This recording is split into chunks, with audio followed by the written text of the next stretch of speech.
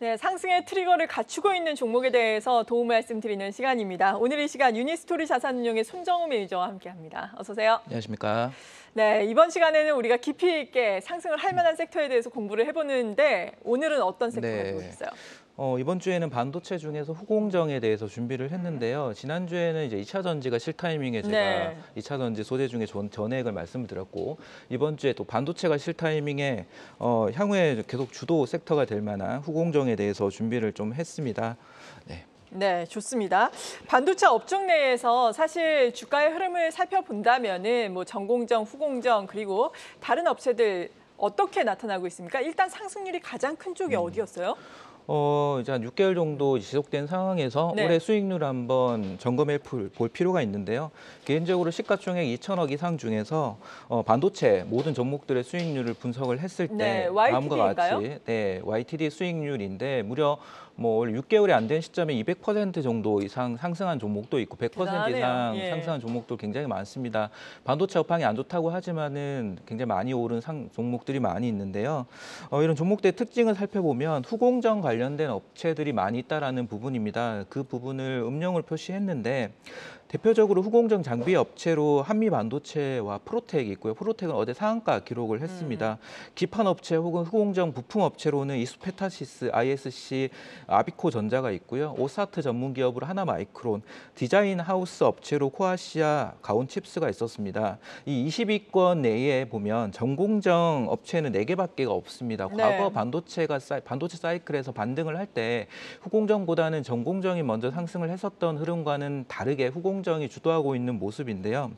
지금 반도체 업황이 본격적으로 회복되는 시점에서는 후공정에 대한 관심을 후공정에 대한 관심을 전공정 쪽으로 이동시켜야 되는 상황임에는 분명하지만은 아직은 좀 빠른 것 같고, 이 주도주에서는 후공정 분야가 지속될 것으로 생각을 하기 때문에 반도체가 조정받는 타임에 여전히 후공정 쪽에서 핵심 종목을 다시 한번 찾아볼 필요가 있겠다라고 생각합니다. 네, 그렇군요. 후공정 한다면 뭐 웨이퍼 검사, 뭐 절단이라든지 그리고 뭐 패키징 이런 쪽이 될 텐데 후공정에 관심을 가져야 할 타이밍인 이유 보다 구체적으로 설명을 해주신다면요. 후공정에 대해서 주목하는 이유를 4가지로 정리를 했는데 사실 시대적인 흐름을 좀 반영을 하고 있습니다.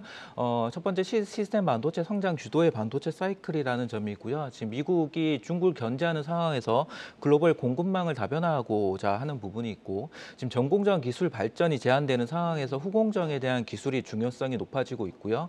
여기 하반기부터 DDR5에 대한 침투율 확대에 대해서 후공정이 수혜를 받을 것이라는 부분인데요. 이 중에서 먼저 시스템 반도체 성장에 대해서 말씀을 드리면 지난 저희가 반도체 업황 사이클이라고 하면은 다 전공정을 얘기를 많이 했었습니다. 이게 왜 그러냐면 메모리 중심의 반도체 사이클이었기 때문이었는데요. 예를 들어 2008년, 9년, 2011년, 12년, 2015년, 16년, 2018년, 19년에 반도체 저점 사이클이었는데 이때 저점을 기록을 했을 때는 공급이 축소되는 그런 시점에 반도체 저점이 형성이 되고, 반도체가 본격적으로 상승을 하는 상황에서는 수요 쪽에서 측면이 강했었습니다. 그때 당시에 2008년, 9년, 2011년, 2015년에 각각 보면은 수요가 크게 성장을 하는 빅사이클이 시작이 됐었습니다. 앞서는 스마트폰 2016년에는 서버 시장이 크게 성장을 했죠. 근데 지금 되돌아보면은 이 디램 반도체 수요 전망을 보면 서버가 42%, 모바일이 29%, 그래픽이 11%, PC가 8% 정도 차지를 하는데 이들 산업들이 모두 성장이 둔화되고 있습니다.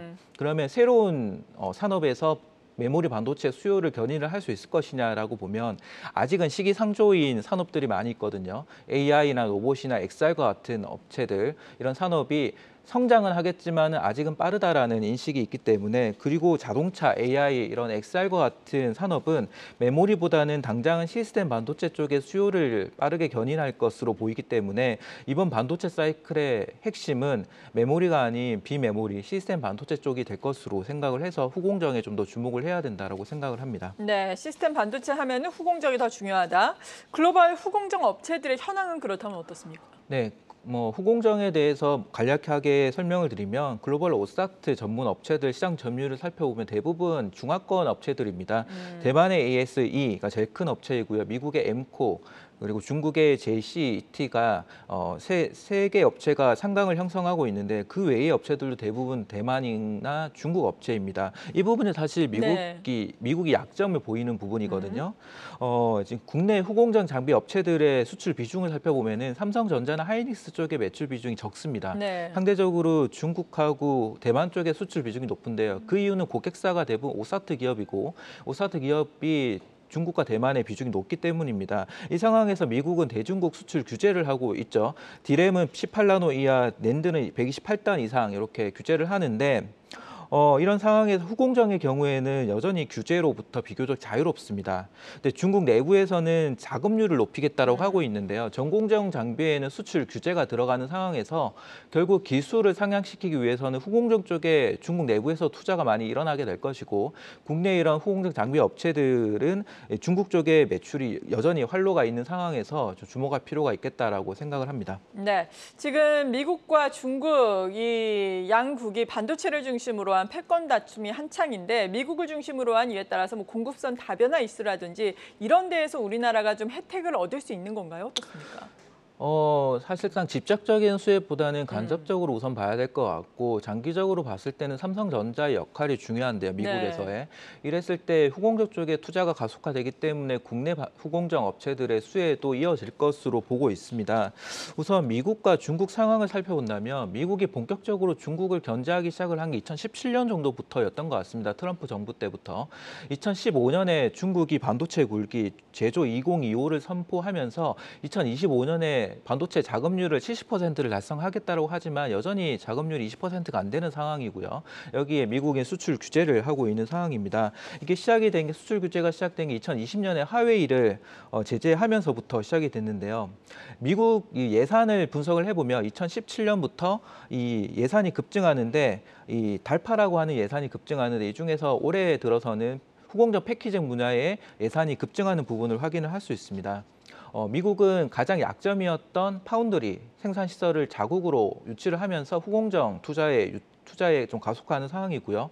대만은 중국을 견제하는 상황에서 미국과 손을 잡는 상황에서 후공정에 대한 투자를 여전히 늘리고 있고 한국의 삼성그룹의 경우에는 차세대 성장 산업을 로봇, AI 등을 내세우고 있지만은 약점 분야였던 파운드리와 후공정 분야에 투자를 가속화하는 상황입니다. 여기에 동아시아 쪽에 집중되어 있는 반도체 생산 시설을 일본, 독일 등으로 다변화시키는 흐름에서 후공정 분야는 중복 투자가 일어난다는 점에서 관련된 장비 투자 수요도 늘어날 것으로 전망을 합니다. 네, 그리고 앞서서 전공정 분야의 기술 발전이 제한되고 있고 그리고 또 비용도 증가를 하고 있다라고 말씀해 주셨는데 후공정 분야에서는 그렇다면은 기술이 계속해서 지금 좋아지고 있는 것인지 트렌드가 좀 업계에서 어떻게 나타나고 있습니까? 이제 전공정의 기술 발전이라고 하면은 집적도를 향상을 시켜서 원가를 절감시키는 데 있습니다.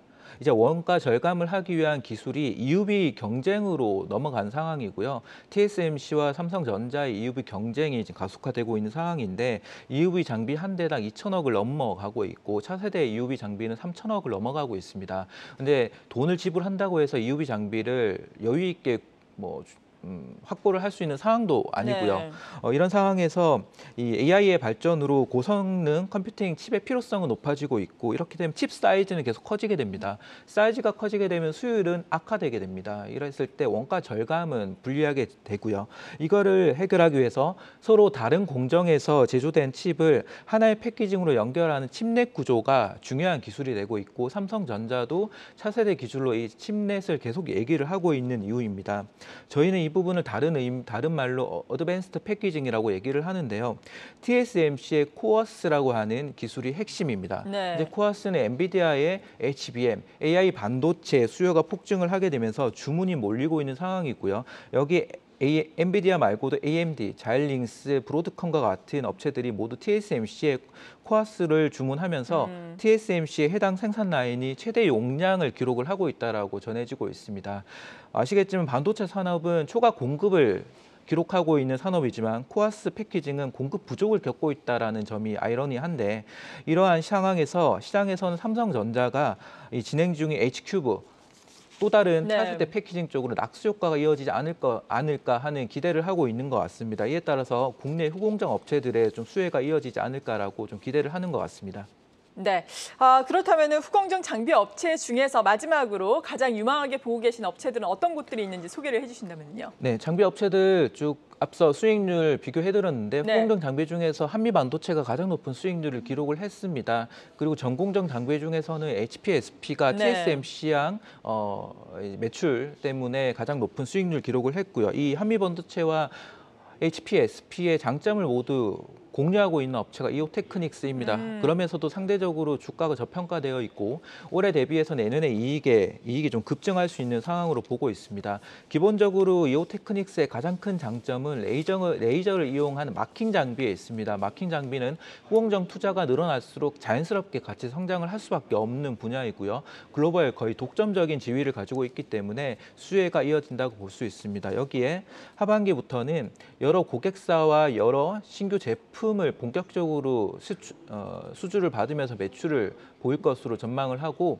특히 이 중에서 일본의 디스코라고 하는 회사가 독점하고 있는 스텔스 다이싱 장비 그리고 그루빙 장비는 처음으로 공급을 시작할 것으로 전망이 되기 네. 때문에 매출 성장이 올해보다는 내년으로 갈수록 가속화될 것으로 좀 전망하고 있습니다. 네, 오늘은 이렇게 반도체 후공정 업체에 대해서 자세하게 공부를 좀 해봤습니다. 유니스토리 자산운용의 손정우 매니저였습니다. 고맙습니다. 감사합니다.